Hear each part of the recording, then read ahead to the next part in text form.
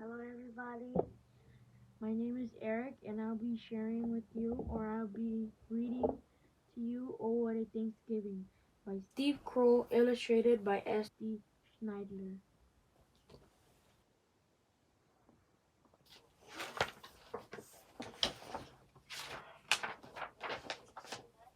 David was a boy with a wonderful imagination. When his teacher, Mr. Sanderson, began describing Plymouth Colony and the first Thanksgiving, David thought he could imagine just what being there would have been like.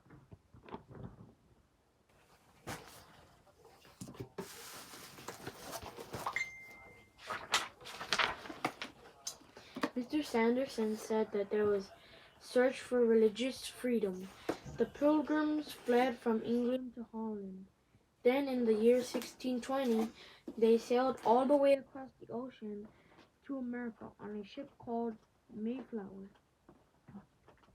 Going home on a school bus, David imagined he was arriving in Plymouth Harbor with the other pilgrims. The voyage, the voyage had been hard, but how exciting it was to be there at last.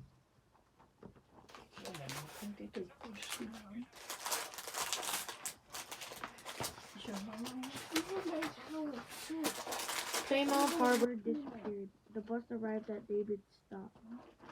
He imagined he was getting off in front of a small cottage built during the first year of Plymouth colony. It was made of wooden posts, sticks, and straws mixed with clay and rough wooden clapboards. It had a steep thatched roof and a chimney made of clay and sticks.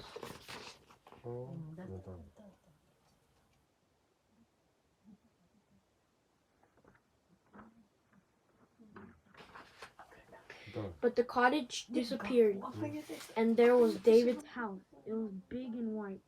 Down the steps came David's father.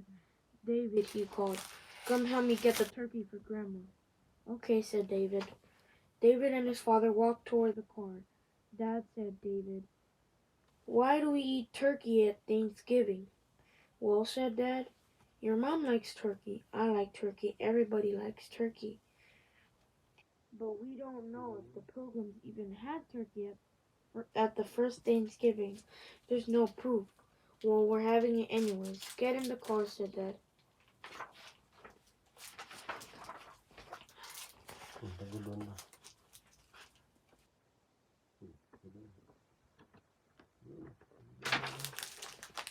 David imagined he was off to hunt wild turkeys for the first Thanksgiving. It was a lot more fun than going to the supermarket. David steadied his musket as he entered the woods. The cart pulled into the shopping mall parking lot. Come on, said David's father. Let's hurry. They went into the supermarket. They walked down the long aisles filled with food. I bet the Pilgrims would have liked something like this, said Dad. I don't think so, said David. I think they like doing the harvests themselves. Oh, yeah.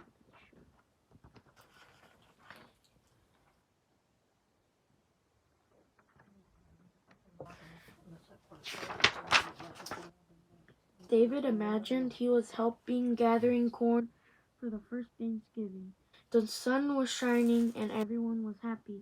Many pilgrims have died during the past winter, but the survivors were well and the first harvest was bountiful. There was much to celebrate, much to be thankful for. Oh, David, said Dad, pick out a can of cranberry sauce, would you please? David went to the shelf and picked out the smooth kind, the smooth that slide out in a lump of the shape of the can. He handed the can to his father. Said Dad, this is fine, but Grandma's likes the whole berry. Better than the one. Better get the one of those too. The Pilgrims didn't even have cranberry sauce at the first Thanksgiving, said David. Never mind, said Dad. We're having two kinds.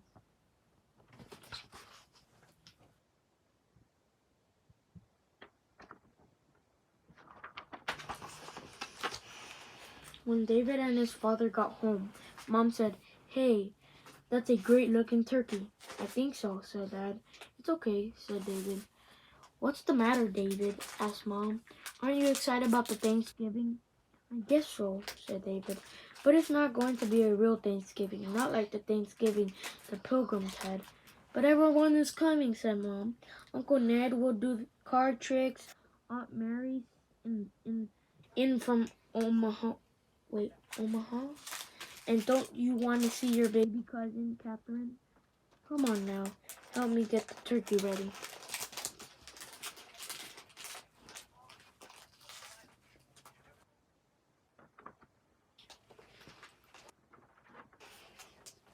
But David wasn't convinced. As his mother bustled around the kitchen, he imagined her cooking in his Plymouth cottage.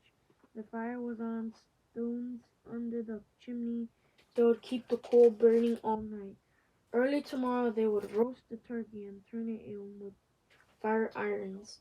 What a feast there was going to be! David's mother was wearing a cap, a white collar, and an apron over her long skirt. She had to be careful to keep her skirt out of the fire.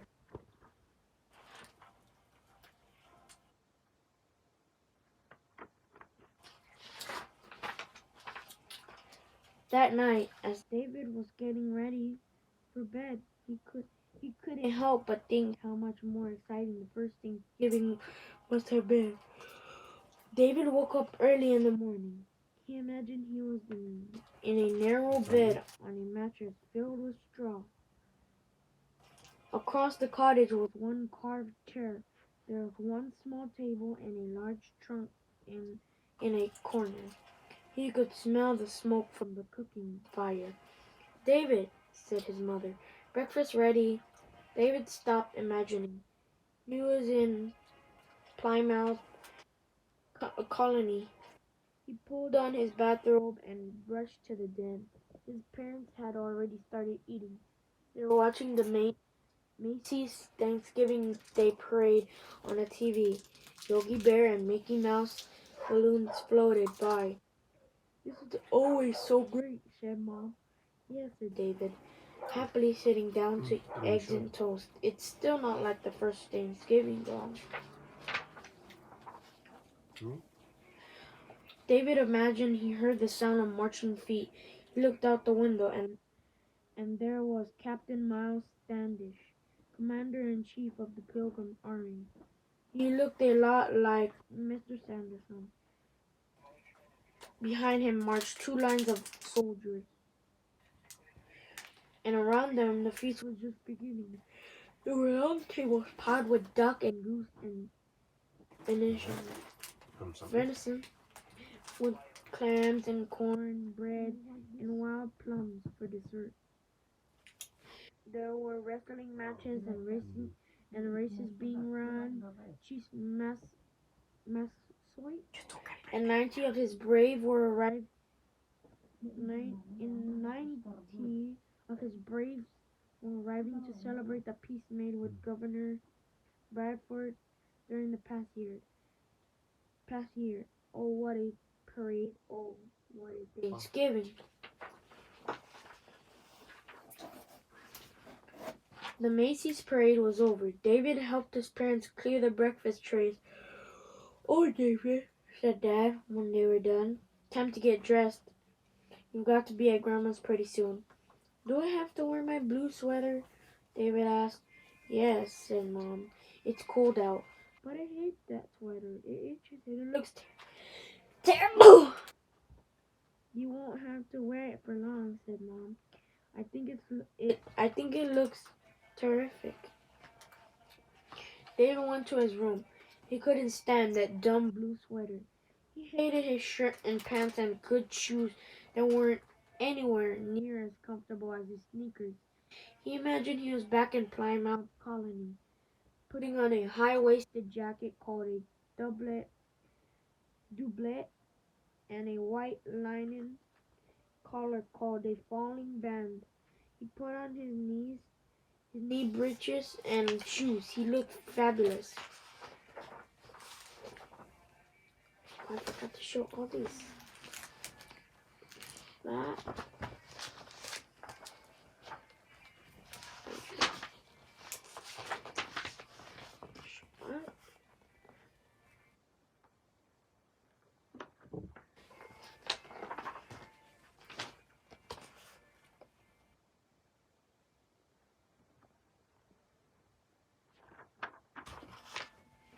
When he was ready, it was time to walk 2 blocks and around the corner to Grandma's. David imagined he and his parents were walking through Plymouth Colony. On the right were newly harvested cornfields. On the left were 2 new cottages and a third that was almost finished. They stopped and said hello to 2 Indians, Samoset and Squatto. Both spoke English. Squatto had shown the Pilgrims how to plant their corn and where to fish. When David looked again, he was back on his own street. He saw his neighbors' homes, each one of them with a lawn and garage. A new house was almost complete. The new 2 Indians were really Jim Holden and his teenage son Jeff. They lived 3 houses away. When everyone was finished talking, Mom turned to David. "You know what?" she said. "We forgot the carving board. Could you go get it? Please go back and get it?"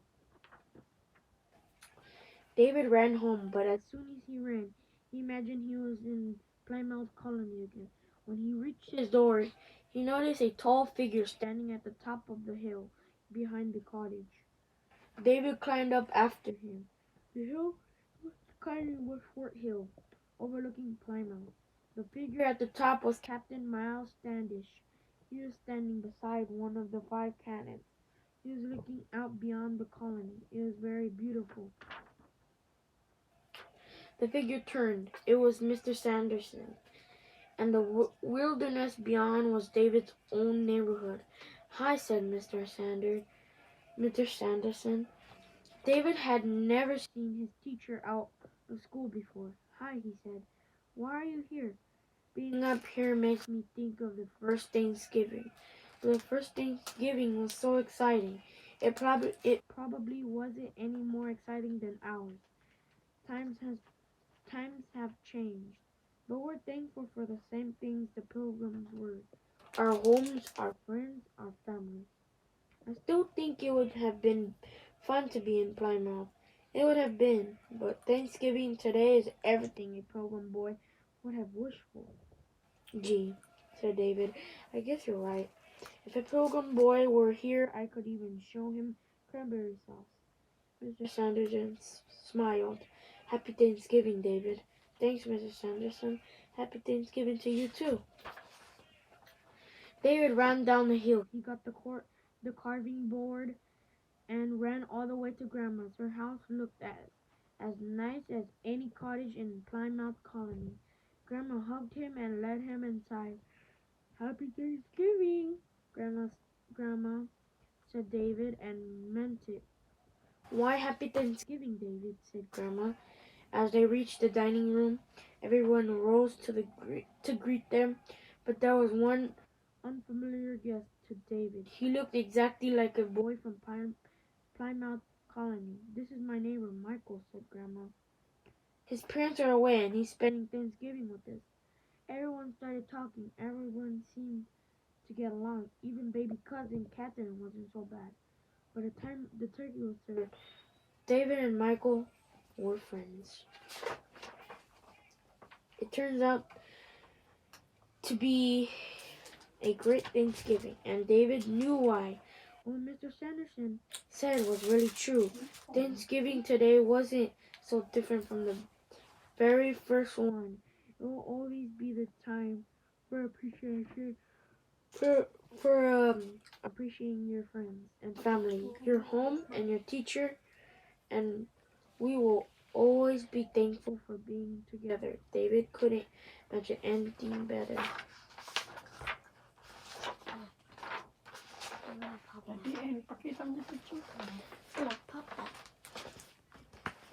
Go the pictures that I forgot to show you guys. That one.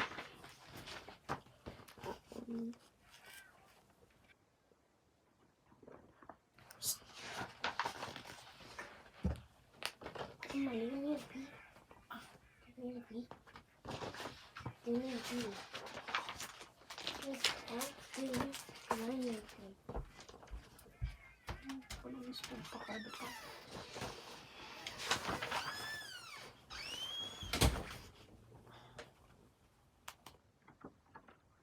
Thank you for watching, and goodbye.